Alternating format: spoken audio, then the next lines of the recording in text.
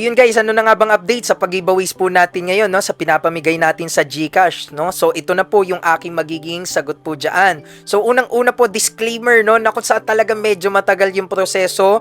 Bakit po ang dami nagpi-message sa akin, dami nagpi-PM sa akin. Siguro kung kayo nasa kalagayan ko, nasa yung katayuan ko, ay mahirapan din kayo na pumili at mag-send ng mga messages, magbasa ng mga messages kung bakit daw sila yung dapat na manalo. Pero rest assured, binabasa ko po yan isa-isa. Kung makikita nyo, nag-seen na ako, 'di ba?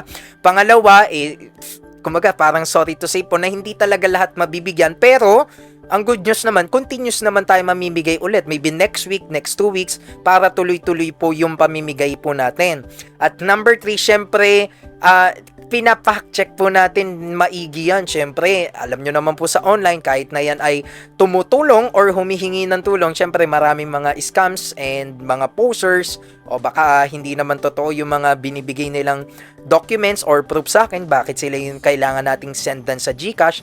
Syempre naman po, no, kapag nakapag-send tayo ng 200, 500 sa nanloloko lang naman pala na nanghihingi, so syempre ay hindi po maganda yon. Kaya po yung mga staff ko, ako personally, chinecheck ko din yan, yung mga messages po ninyo, at syempre binabalanse ko po kung sino yung mga kailangan at dapat talagang bigyan. Pero rest assured, binabasa ko po lahat yan, ini-evaluate ko bago ko bigyan talaga.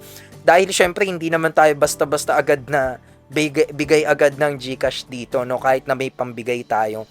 Inaaral po muna natin maigi yan, chinecheck natin, no. Kaya naman, once again, open pa rin po ang ating pag-giveaways. Paalala nga lang naman po na kumbaga ito lang po, no, wala kayong babayaran dito sa pag-giveaways natin, at itong pinaka mismong Facebook account lang na ito ang pinaka mode ko ng communication, wala na pong iba, ito lang po. Okay, so sana po natuwa kayo, maraming salamat po.